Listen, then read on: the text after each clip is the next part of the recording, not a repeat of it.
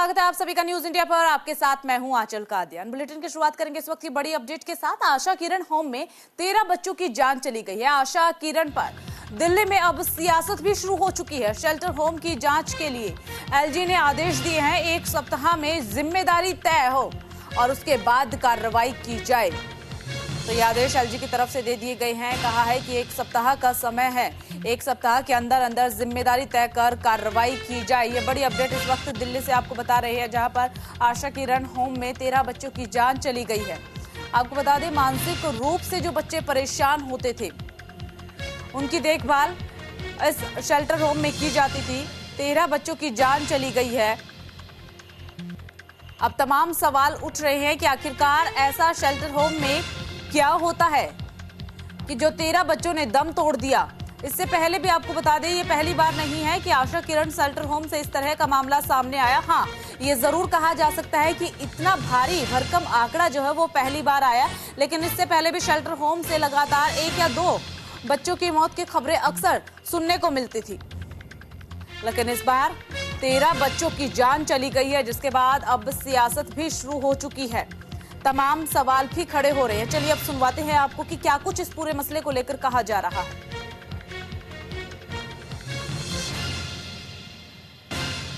चलाता है, ये होम है फॉर इंटेलेक्चुअली चैलेंज्ड पर्सन्स। इसमें 980 इंटेलेक्चुअली चैलेंज्ड पर्सन्स रहते हैं, जिनकी डिसेबिलिटी, इंटेलेक्चुअल डिसेबिलिटी अलग अलग कैटेगरी की है, जिसमें माइल्ड, मॉडरेट, प्रोफाउंड अलग अलग कैटेगरीज की इंटेलेक्चुअल डिसेबिलिटी है। जो सिवियर और प्रोफाउंड कैटेगरी की इंटेलेक्चुअल डिसेबिलिटी है, उसके साथ ज्यादातर केसेस में कोई ना कोई सीरियस कोमॉर्बिडिटी यानी अनेक प्रकार की फिजिकल एलिमेंट्स भी जुड़ी हुई हैं। देखिए, बड़ी अपडेट आपको बता रहे हैं। आशा किरण पर दिल्ली में सियासत शुरू हो चुकी है। शेल्टर होम की जांच के लिए एलजी ने आदेश दिए हैं। 1 सप्ताह का समय दिया है कि 1 सप्ताह के अंदर अंदर जिम्मेदारी तय की जाए। पूरे मामले की गहनता से जांच हो, उसके बाद जिम्मेदारी तय हो और जिनकी जिम्मेदारी बनती है उन पर कार्रवाई की जाए। देखिए, आपको बता दें कि जब से आशा किरण का मामला सामने आया है तो दिल्ली में सियासत भी शुरू हो चुकी है। आम आदमी पार्टी और बीजेपी एक दूसरे पर हमलावर नजर आ रहे हैं। चलिए, ज्यादा जानकारी के लिए ग्राउंड जीरो का रुख कर लेते हैं। सहयोगी भावना सिसोदिया हमारे साथ बनी है। भावना, सबसे पहले तो आपसे अपडेट जानना चाहेंगे पूरे मामले को लेकर के, किस तरीके की हलचल दिल्ली में देखने को मिल रही है। बता दूं, रोहिणी स्थित आशा के होम की जब ये घटना सामने आई, तब से देखा जाए तो भाजपा लगातार आम आदमी पार्टी के ऊपर हमलावर हो रही है, क्योंकि कहीं ना कहीं इस पूरे मामले को लेकर जिस तरीके से घटनाक्रम सामने आ रहा है कि 20 दिन में 13 लोगों की मौत हो चुकी है, जिसमें से बच्चे भी हैं।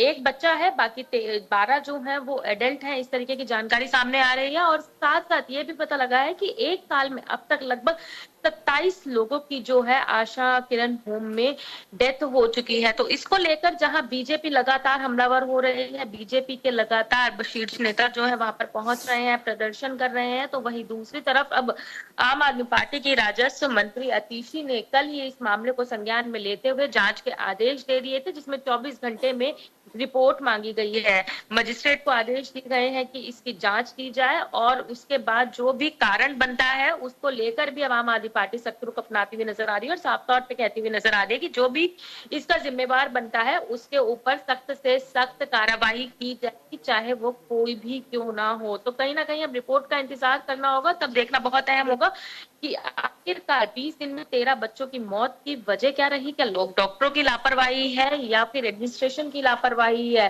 एक असली वजह, एक अहम वजह ये भी सामने आती है कि कहीं ना कहीं देखा जाए तो ये जो बच्चों की मृत्यु हुई है, ये मेंटली चैलेंज बच्चे थे। मेंटली चैलेंज बच्चों को यहाँ पर रखा जाता था, उनकी केयर टेकिंग की जाती थी, तो ये वह बच्चे थे। तो कहीं ना कहीं इनकी जांच के आदेश दे दिए गए हैं। अब देखते हैं कि देखना होगा कि आखिरकार रिपोर्ट में क्या आता है और कौन इन मौतों का जिम्मेदार होता है। चलिए ठीक है भावना, देखिए अभी जांच के आदेश दे दिए गए हैं। ये तो हमेशा ही देखा जाता है कि जब दिल्ली में कोई घटना घट जाती है तो उसके बाद जांच के आदेश दे दिए जाते हैं, चाहे फिर वो किसी भी राज्य का हम जिक्र कर ले, ना केवल दिल्ली का बल्कि किसी भी राज्य का जिक्र कर ले। लेकिन सबसे बड़ा अहम सवाल यहाँ पर ये बन रहा है कि आखिरकार ऐसा हुआ क्या कि जो 20 दिन में इतनी भारी तादाद में बच्चों ने दम तोड़ दिया। क्योंकि खबरें मिल रही है कि शेल्टर होम से जुड़ी हुई पहले भी खबरें मिलती थी, कभी एक बच्चे की, कभी 2 बच्चे की, कभी 3 बच्चे की जान पहले भी जा चुकी है। जब पहले भी इस तरीके के मामले सामने आए, हालांकि आंकड़ा उस वक्त कम हुआ करता था, क्या तब जांच नहीं हुई?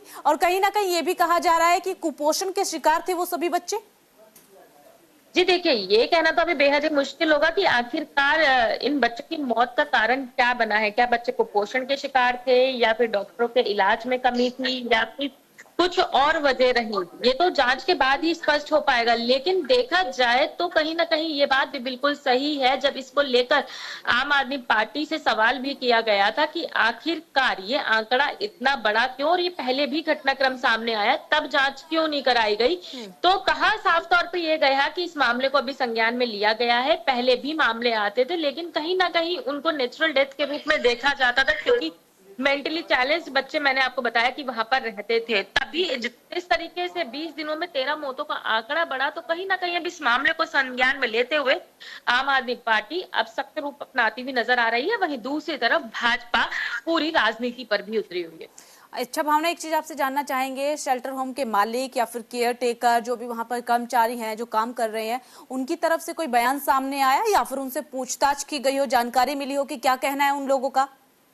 जी देखिए, अभी इसमें जांच बैठाई गई है। जांच से पहले भी किसी भी तरीके की कोई भी स्टेटमेंट जो है कि आशा किरण हॉस्पिटल की तरफ से अभी सामने नहीं आया है। जो भी स्टेटमेंट आया है वो केवल आम आदमी पार्टी की तरफ से आया, क्योंकि कहीं ना कहीं आम आदमी पार्टी की तरफ से ही जो उनका सोशल वेलफेयर है ये आशा किरण को चला रहा था। तो इंतजार किया जा रहा है केवल कि क्या रिपोर्ट में सामने आता है, और उसके बाद अगर किसी का स्टेटमेंट आता है तो वो स्टेटमेंट बेहद ही खास होगा कि आखिरकार क्या स्टेटमेंट दिया जाता है, क्या वजह रही बच्चों की मौत का, तो ये देखना बहुत अहम है। बिल्कुल भावना, और जो ये पूरा मामला काफी ज्यादा संवेदनशील भी है क्योंकि बच्चों से जुड़ा हुआ मामला है।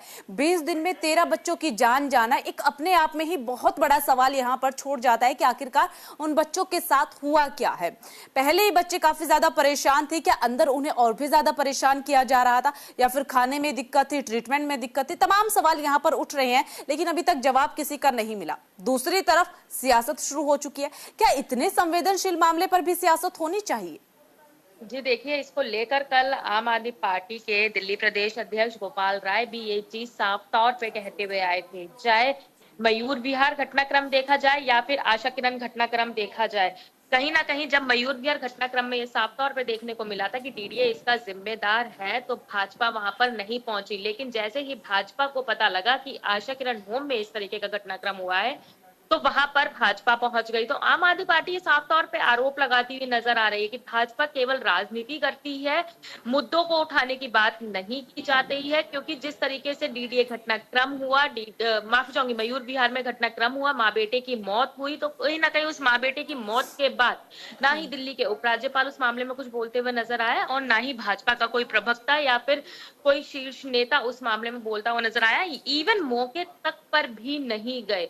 लेकिन आशा किरण घटनाक्रम जिस तरीके से कल सामने आया, तो उसके कुछ ही देर बाद भाजपा के तमाम जो नेता हैं उनका रोहिणी आशा किरण होम पहुंचना शुरू हो गया, उसके वहां के बाहर प्रदर्शन करते हुए नजर आए। तो आम आदमी पार्टी भी ये साफ तौर पे आरोप लगा रही है कि भाजपा केवल मौत के ऊपर ही गंदी राजनीति करती है, और वो कहीं ना कहीं तस्वीरों में भी देखने को मिल रहा है।